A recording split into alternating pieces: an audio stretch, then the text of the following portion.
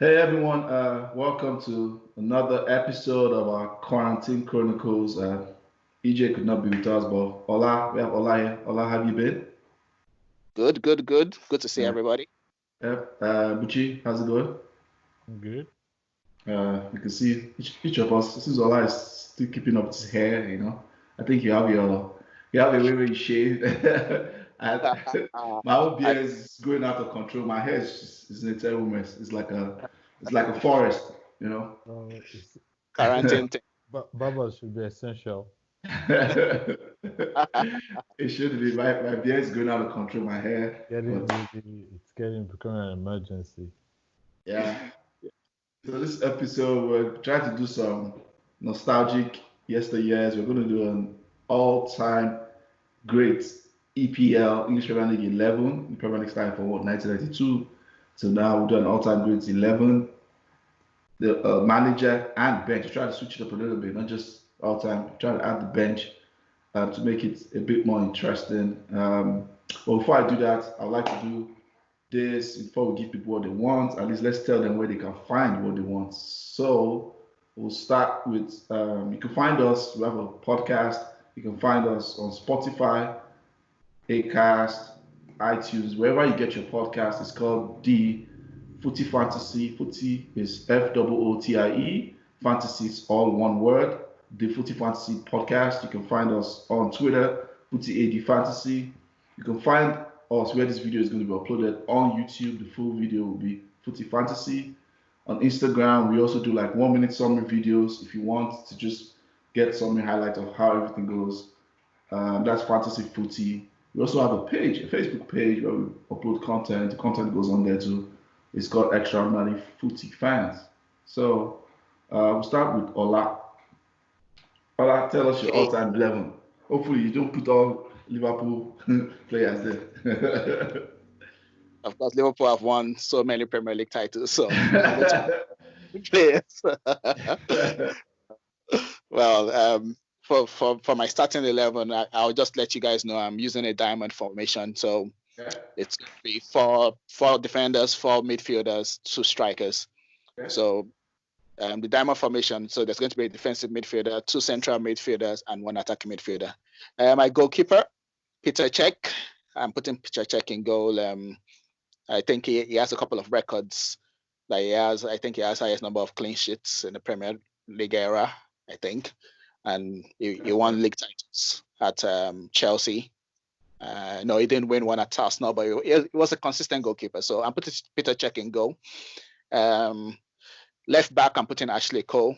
Okay. I think it's probably the best left back, most consistent of his generation. And he was at Arsenal and Chelsea, and he had consistent levels there.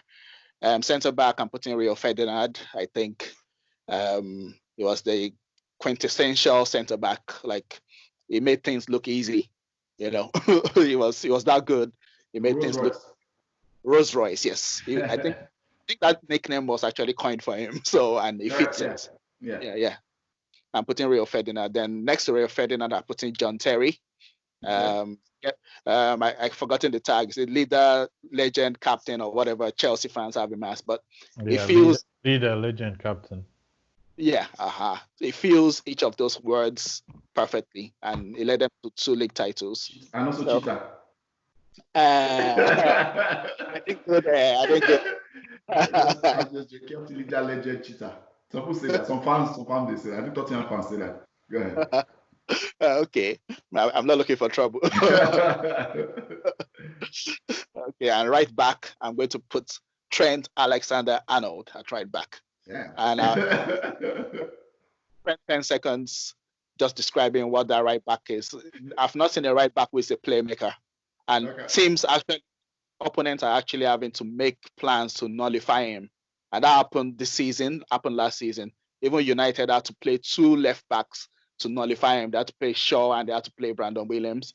And I've seen teams, even Atletico did the same. So when you see a right back that good and you're having to make plans to nullify him, he's Liverpool's playmaker, basically. So I'm putting Trent there. He has records for assists, most assists. And this season he was even going to break his own record until Okay. coronavirus. Corona Okay. happened.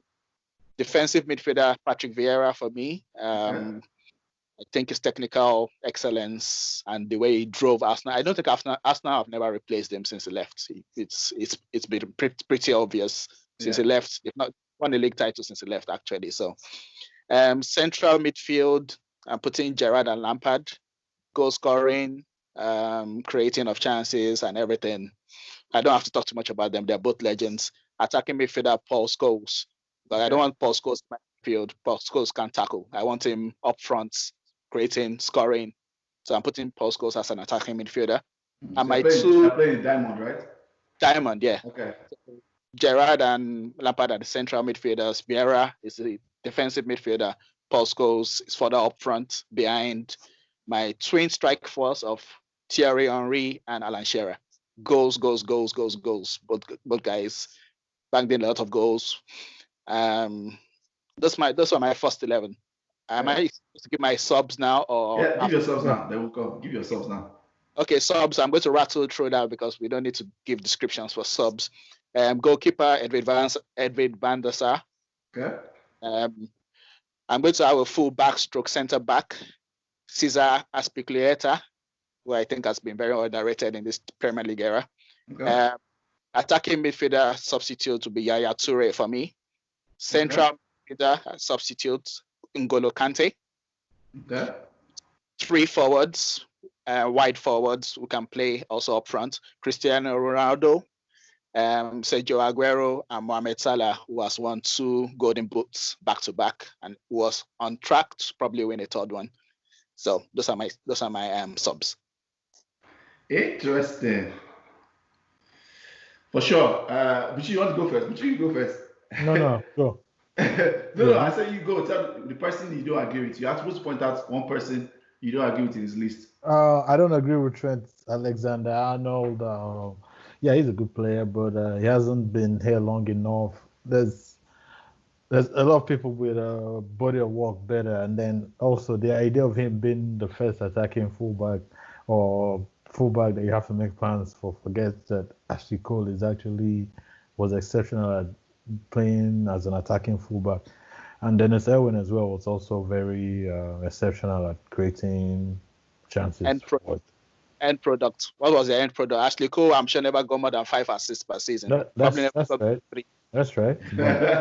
Okay. I don't drag. That's just me. That's okay. It's your opinion, so no problem. Yeah, it's all opinions.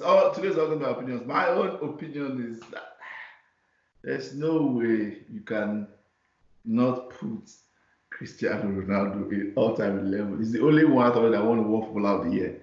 So he should be in that all-time 11. For me, that's my. I was say Trent, but Pucci has addressed that. Cristiano has to be on that all-time 11. You have to find a way for him, even if it means putting some of those midfielders on the bench. So that was the only one. So, but me and you have a very similar team. Damn, we had a lot. Like our team is very similar. I'm like 3 players or 4. Very similar. What's your formation? So I'm playing 4-3-3. So before we go for Molala, your manager. Who's your manager? Alex Ferguson. Hey, you don't know. That's his opinion. It's opinion. All time it's opinion based. Opinion. Alex Ferguson. Now, even Liverpool fans, we still talk about the man of today. Come on, the man is too much. Some people are Mourinho fanboys. They like Mourinho. They say Mourinho. Some people will tell you Mourinho in 1-3. I mean, I'm just saying. Hey, I'm just saying. Okay, Salah. Some people like Wenger. They believe that Wenger, did a lot. He changed Premiership. The Premiership. Yeah. So that's why it's so simple. But logically, it has to be Salah. Okay, let me go to my first. Continue rambling. Also, 4-3-3. I'm a big fan of 4-3. So my keeper is Schmeichel. Schmeichel because it was close to Schmeichel and Peter Cech for me.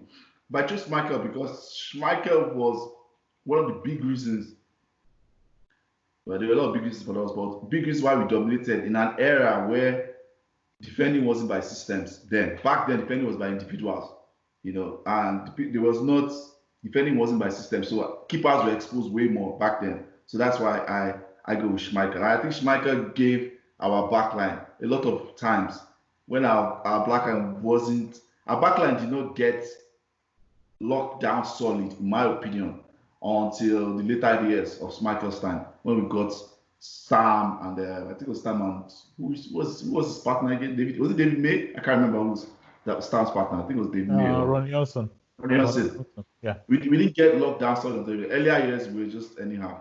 My back four, Rio, the Rolls Royce, we talked about. I don't want to repeat that. We talked about the JT, captain leader,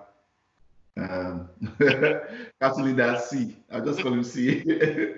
Ashley Cole, that one, there's no argument there. My right back is the one I thought, and I think I realized that a lot of the right backs, for all these years, a lot of them were just average. I went to Dennis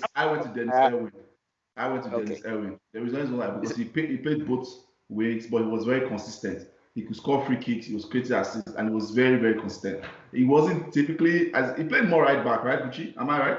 No, left. He played more left. But sometimes he was right. Was kind of right-footed. Yeah. Okay. But he was mostly left back, but I just put him there because I felt like Dennis Irwin deserved a shout.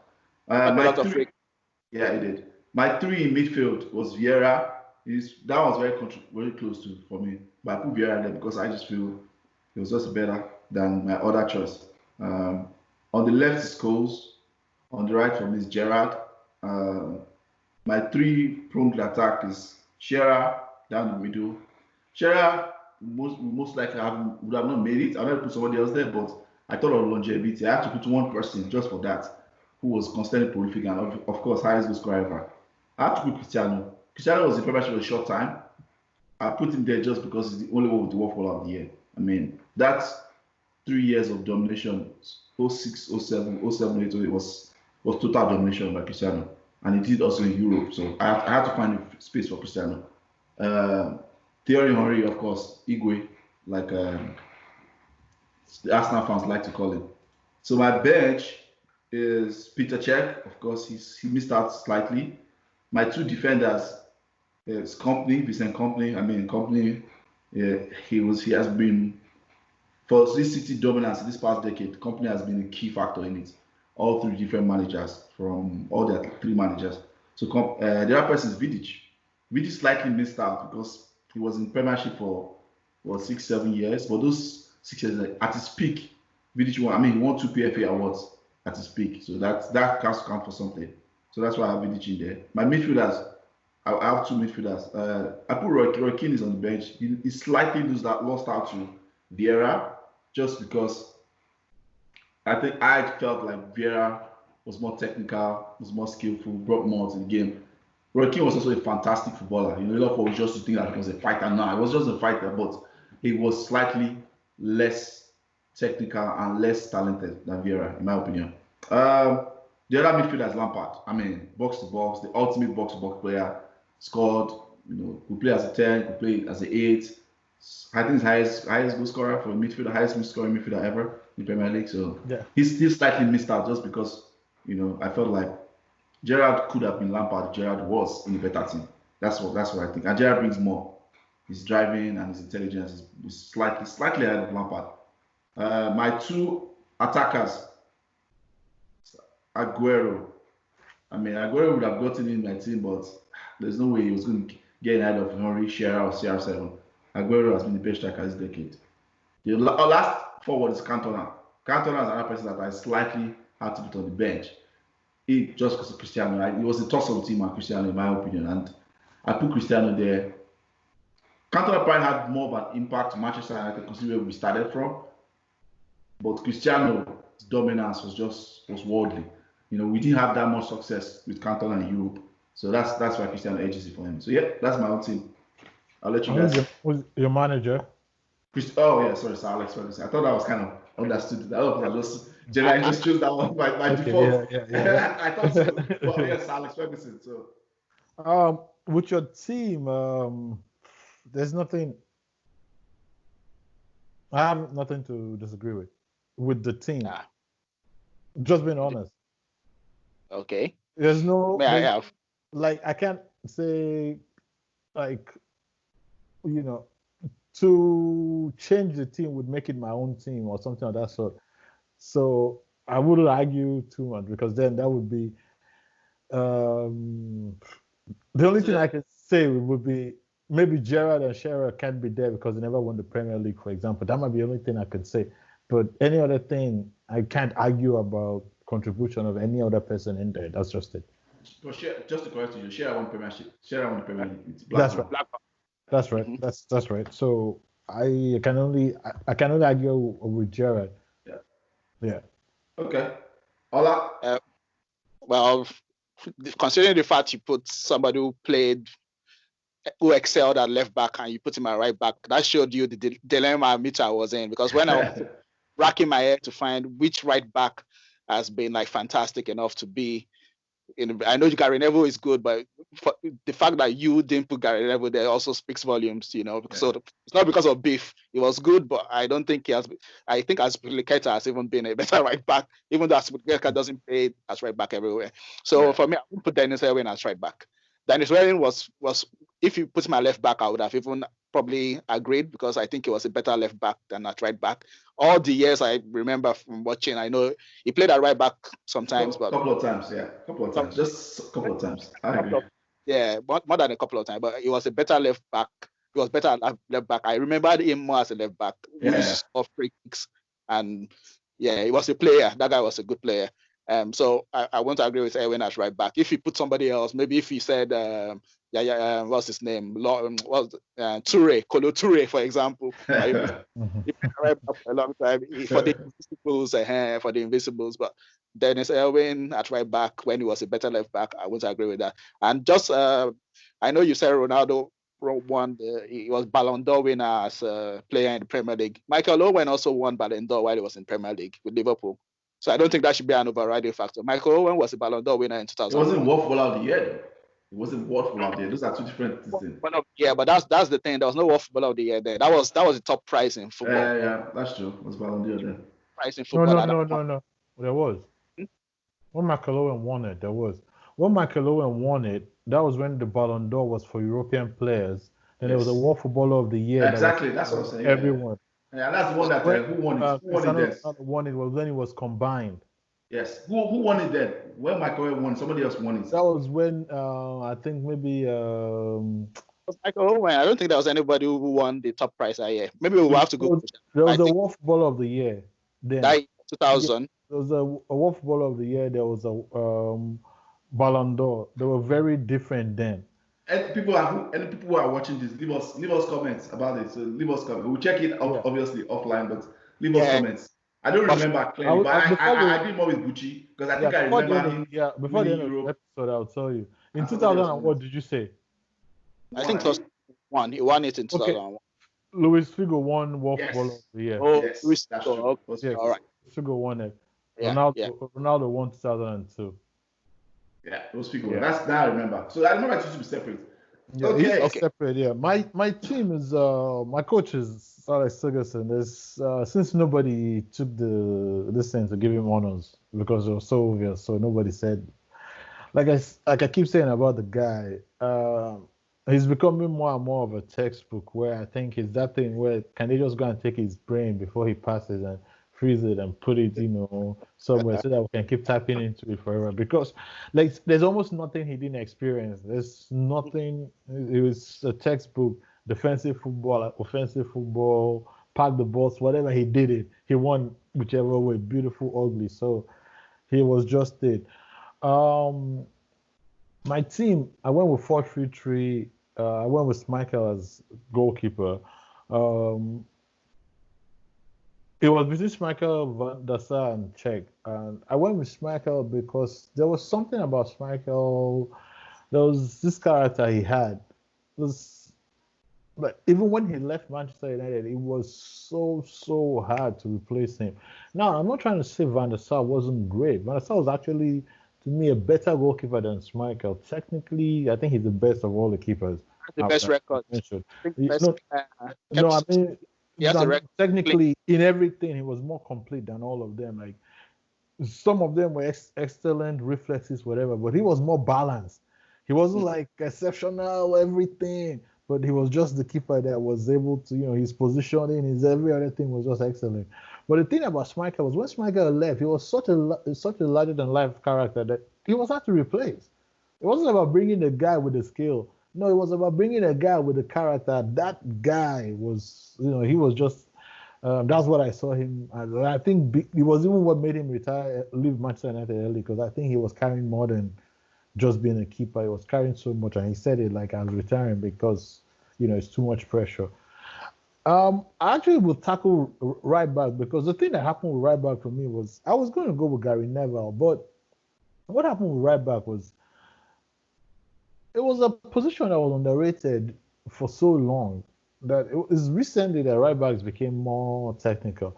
Weirdly, like a Cafu in the Premier League in the 90s would have been useless because they wouldn't have played him that way. They were all more and more, defensive. So I also did the same thing Ayo did, because on left back, I honestly could not leave out Ashley Cole, and I could not leave out Dennis Irwin. The truth, it wasn't about Manchester, being a Manchester United fan. There's this thing about Dennis Irwin where everybody that watched him will tell you that yes, he was actually the best defender in that team. Can you He put was actually, he was like the best, to me, like the best defender in that team at that time, because he was good going forward. He could cross. He played free kicks. He played the penalties. He played the corner kicks. He was a great defender. So I think that was why I took him to right back, because he could use both feet, and then I could put in Ashley Cole.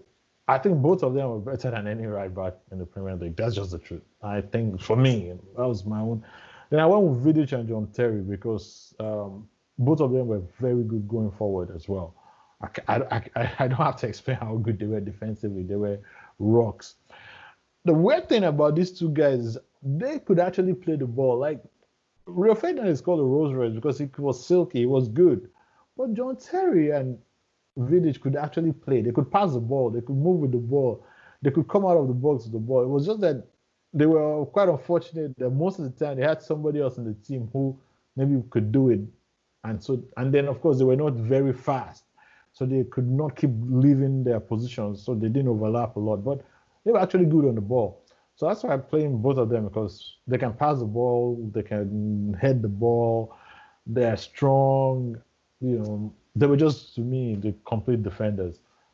In my central midfield, I had the struggle where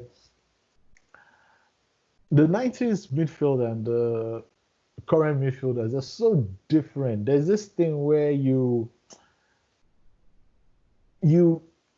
have to find a hybrid sometimes to be able to play the two eras, because the 90s was a little bit about brawn. You had to be really physical. You had to go into that game and, man up and push your chest out. And so a lot of guys who were good, who were silky, came to the Premier League and got eaten up. Juan Sebastian Veron is still one of the greatest midfielders ever, but at that time he came to the Premier League, he got, pushed aside, he got tossed out. So, and then now that kind of guy will come to the Premier League and actually do very, very well. Weirdly, because the league kind of changed. But I went with guys from the 90s because these three guys I feel would play in this era and they would play in that era. And I think people underrate how good they were on the ball. Roy Keane, Patrick Vieira, and Paul Scholes. Roy Keane and Patrick Vieira were very, very good on the ball. As a matter of fact, there was a time that Roy Keane used to be the one that got goals in big games, not Paul Scholes, because he would be the one running past all of them, running into the box, coming late. He had that bust, until he started getting his knee injuries. Patrick Vieira had always been a very silky player. I call Patrick Vieira the gazelle, his long, beautiful legs. There was a way he ran with the ball. There was a way he shielded the ball. He was a great footballer. And I think with Paul Scholes to, knit everything together, they would make a great team. And they would play against the current midfielders and do as well as they did then. That's just my honest opinion. With right and left wing, Richie, sorry, just quick question. Who's the deepest midfielder in those three? Who's going to play defensive midfielder in those three? In those three, you would have Patrick Vieira starting as a defensive midfielder, but he would have the option of switching with Keane because he can also move. So they would have that dynamic. Paul Scholes would be the offensive one who sits for the forward. And then on the three of them, I went with Cristiano on the right, Ryan Giggs on the left. I went with Cristiano because I think Cristiano's 3 years in the Premier League, I mean, not his 3 years, he was here longer than that, but those 3 peak years before he went to Real Madrid was probably the top football we would see in a 3-year period in a long time. We haven't seen somebody play football at that level in the Premier League. And, consistently. That guy was basically, when the Premier League started, getting 30 goals was considered a great season. I remember when if you got a 20 goal a season striker was good. This guy did it like 1, 2, and I think the third year he would have done it, but he got injured. There was a season, and then there was a 30 goal season, and there was a 44 goal season. Yeah. So he actually he did it like 3 straight seasons, right? Overall, or not just in the Premier League, like overall. Yeah. No, what I'm saying was overall. I remember there was a time when if a striker got 25 goals, it was like, wow. And he went 30 something, 40 something, like basically this thing that he and Messi started, he started in the Premier League. It was abnormal. And then now, since then, that's when people started scoring 30 goals, 40 goals. Like, it became normal. So that's why he had to go in the team. And then Giggs, I think, the amount of assists that guy has, of course, people will say, of course, he played so long. But that's the idea. Like, the guy spent 20-odd seasons, won 13-odd league titles. There are times when people will go, hey, this guy won as many league titles as some football clubs. That's how many league titles the guy won. He is just something else. And then for striker, I went with Eric Cantona just for... I saw an Eric Cantona goal during the week. It was one of the goals of the day on Facebook. And there's this thing about that goal because this guy was supposed to be going through a rough patch and this ball was coming out. He could have stopped the ball and, passed it or tried to do something simple, but with hardly any back lift, the guy just volleyed the ball. Very low volley. And right, like he was in the box and he volleyed the ball back into the top of, I think it was against Liverpool, but I can't remember the team. But it was such a beautiful goal. Then he stood and, like, wait, did you ever doubt me? Did you ever? That was the character of that guy. Like, I loved, I actually started supporting Manchester United because of him.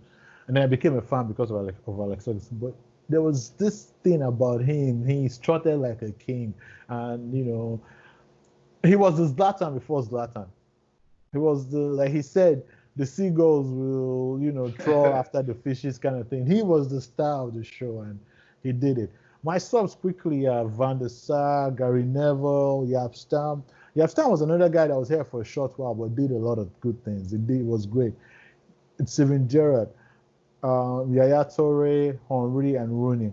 Now, Steven Gerrard actually, because there's this criteria I used, I had to point Steven Gerrard out. Steven Gerrard, I used this criteria that 1, you have to have won the EPL. 2, you could walk into any team, and 3, your character beyond the pitch because everybody else was good. They're all great footballers. There's nobody that can. That's why I said you can't really argue with the teams. You can only argue with your opinion. Yeah. But Steven Gerrard would actually, if you take out won the EPL, he would walk into this team. It was only that criteria that knocked him out of the team. Now, Henry actually walks into this team because of his versatility. And Rooney stays in this team ahead of Alan Shearer, who I believe should be in the team. I can't apologize to Alan Shearer enough. I think he's really the greatest striker. But Rooney's versatility actually, I believe, made him understated as a footballer. He was a great footballer. I think naturally he could have been a George Best, but he became more of a Bobby Charlton. He became more the guy that did the donkey's work, the water carrier. I did all of those things, but he was really, really a gifted footballer. So that's my team. Okay. I know you have been waiting to punch holes in it. Ola, go ahead. I will say the Man United fan in Bucci shone through and through because I can probably it's like 80% Man United, which, well, fair enough. Man United have won like 13 Premier League titles, so that's fair enough. But I'm not going to have Eric Cantona ahead of Thierry Henry or Shearer. Eric Cantona has no business in that forward line. He can play as a number 10. Yeah, if you put him and say, okay, it's a number 10 behind Shearer or behind Henry, I'll go with that. But Cantona as a number 9 in that position, I know even Ferguson, when they got him, he wasn't bought as a striker. It was bought more as a number 10 player, like the playmaker. The guy was going to link midfield to attack. So I'm not having Cantona as number 9. I'm sorry. He's a great player, but you can put him as the number 10 behind the striker. Shearer or Henry have to be in there. 200 and something goals, 260 goals for Henry, Shearer 200 and whatever. How can they not be in there? No, one of Henry them 199, Shearer 250. 250, All right, yeah. 250, 250 for Shearer and Henry 190 something. I think they have to be in there. So that's the only person I have only one person to disagree with, and that's the person I'm going to choose. Yeah. But you have multiple. It sounds like you have multiple. See, you have only one. I'll say mine. Quickly. My own is Giggs is a legend, absolute legend. What he did, his longevity, everything. But I feel like there's other people on the bench that merits to get in that team ahead of Giggs. Giggs was a legend. His longevity takes a lot of. He was very critical to Manchester United through all the eras. But I feel like as we got to the 2000s, the late noughties era, Giggs was there more for like personality. Speaking for Manchester United, from personality standpoint, experience to come in key moments and create the assist and all of that. But there were other people that were like bigger to our success at that time. The Scholeses, the Cristianos, in that late era, early era, of course, but the late era.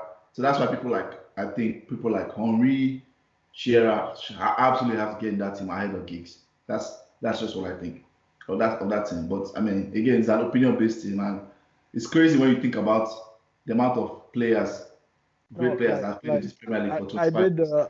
I did this thing here. I did honorable mentions, just guys that didn't get into my own team. Okay. Like nobody mentioned David Seaman. That's true. Yeah. Nobody even mentioned him. It wasn't even a case of like. It wasn't even on anybody's team. Nobody mentioned Patrice Evra. Nobody mentioned Graham Lesso. Nobody mentioned Makalele. I was going to Makalele, but then I was like, nobody mentioned Kevin De Bruyne. Nobody mentioned David Silva. I remember all of them, but there's only so much I can get. Nobody mentioned Van Dijk. Nobody mentioned Carvalho. I don't agree with Carvalho. Nobody mentioned Perez.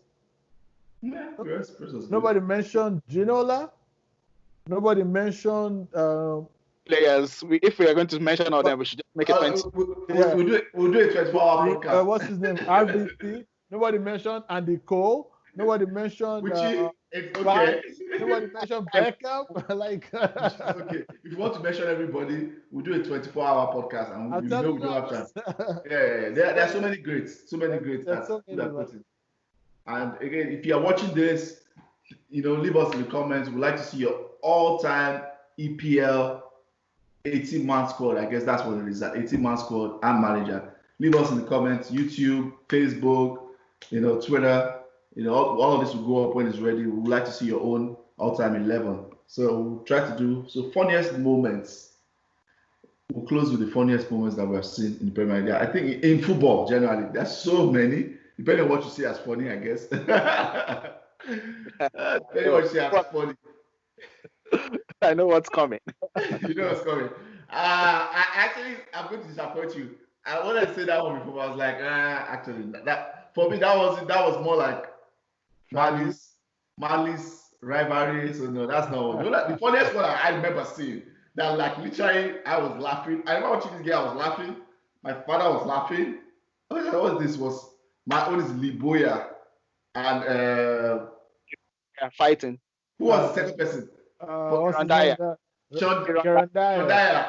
were fighting each other. I was like, me and my dad watching, like, what is this? I'll never forget that day. It was a Sunday. It was when we were like eating like lunch, eating our pounded yam. I'm just like looked up like I almost joked, like we were punching each other. Like, what is going on? So for me, that's the funniest moment, because I don't think I've ever seen that again after that. that was like a one-time standalone for this moment, man. So anybody else good? Got sent off. Actually, both of them also got sent off. Yeah, they both sent off. Yes. Got both sent off from the same. I've never seen that. That felt like some Sunday league amateur type football thing. So who was For good? me, Okay, Ola. for me, it's something I've never seen anybody else do. Louis Van Gaal falling on the touchline with his legs spread apart. I was like, I've never seen a coach do this. I've never seen anybody do it, and nobody else would do it because Against only Van Arsenal. Gaal could do something. I remember against Arsenal. Funny, he was describing something to the fourth official, and next thing he just fell on his back and just like, He said they were diving. He said they were diving. But Van Gaal was pure entertainment. Oni, Oni. You know exactly. You know when you think about it, there, you know, on the side notes, before I start chasing squirrels, Van Gaal probably takes the cake, apart from some other weird managers, for one of the most entertaining managers. That man was entertaining from the honey day to like calling Smalling, Mike Smalling, his own player said Mike Smalling. Sex machism. You know, that guy. Yeah, that guy was entertaining. I remember I saw some of his funny moments. Bucci, what's your funniest moment? I can't really think of one moment that made me laugh like that. No. I thought about it. Nah, I can't think of one. Okay, wait. Actually, there's this very funny one. There's this one that's very funny. I think that's, to me, was very funny because remember when Adebayo moved from Arsenal to Man City? Mm-hmm. And it was a very, very contentious move, and the Arsenal fans were so riled up. And then Man City were just coming up. They had actually been trying to buy Arsenal players, and they kept losing to Arsenal. So that day, Arsenal were now, I think the game was a draw. The game was running out, and it was at Man City's home. And the Arsenal fans they kept, taunting Adebayo, and guess what? In the late minutes, Adebayo just scored a goal. And Arsenal fans were on the other side of the pitch, and Adebayo turned and said, "Run it!" He ran the full end of the pitch. I've never seen that in my life. Basically, this guy ran the full end of the pitch to the other side to go and remind those guys that, yeah, go ahead, laugh at me now. I think his reception was like this, or was he the one who was like yeah, he ran. That whole thing, if you see like, that, he ran like this, full. Back, and it was like, me alone. Go ahead. Say something. Go ahead, say something. Oh God. They wanted to riot. The ref actually had. I don't know if it was sent off or something, but he got a yellow card. Yeah, it was got a yellow card. It was the fans were mad, but I never saw a player do that before. I think the one for me, before we wrap up, this one's a side only, and that craziest moment, I didn't find that as funny. I found that as crazy. That's why I could not choose one. If it was craziest moment, I would have choose it. It's competition between like the Suarez, the biker, that beat somebody, and the Chilean keeper. Do you guys remember that Chilean keeper that wanted to get a place for Chile? World Cup qualifying now. They were already losing, and in order to get the match cancelled, he took blade from his pocket. Chile and Brazil, right? Chile and Brazil, yeah, it was Chile and Chile keeper Rojas brought a blade and cut himself and claimed that he was stoned by the right. But when they now did video now showing video evidence caught him showing bringing blade and he cut himself. I'm like, wow. There's a podcast called 30 for 30. You know that ESPN, they do 30 for 30. Yeah. They actually did a podcast based on that. They called it the fall of Rojas. They actually did a whole podcast like based on investigated. They spoke with so many people, and it was crazy. He cut himself. I remember that moment. I remember watching it there. I was like, what? And it was banned. It was banned. There's another one. There's another very crazy story. Like South Americans and football. If you actually follow South American football and read some of their autobiographies, you see some stuff there. You'll be like, oh my God. Remember Romario? This actually happened. It's not a false story. This is a true story. Romario was playing for Johan Cruyff. It wasn't a Clasico, but it was a big game. Yeah. And he wanted to go to the Rio Carnival. And the guy told him, okay, look, you can't go. We have a big game. He said, okay, coach,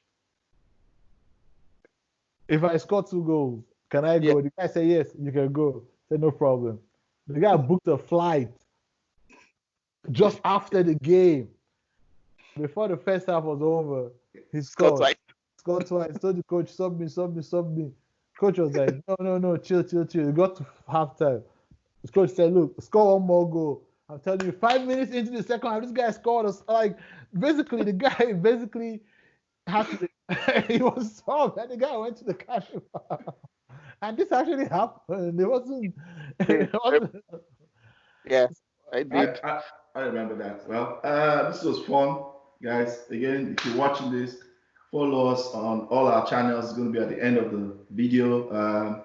Social distance. Wish everybody, the NHS all over the world, all the health officials, wish them all the best. Wish them good spirit, their family. Wish them all the good things we can wish them. Buchi, thanks for coming on. Thank you. Ola, thanks for coming on. You guys keep social distancing, and I wish everybody, all our viewers that's watching, safe, and all of you stay healthy.